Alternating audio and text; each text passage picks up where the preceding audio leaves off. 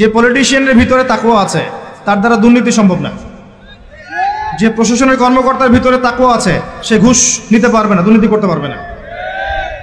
যে আলেমের ভিতরে তাকওয়া আছে সে দিনকে দুনিয়ার বিনিময়ে বিক্রি করবে না।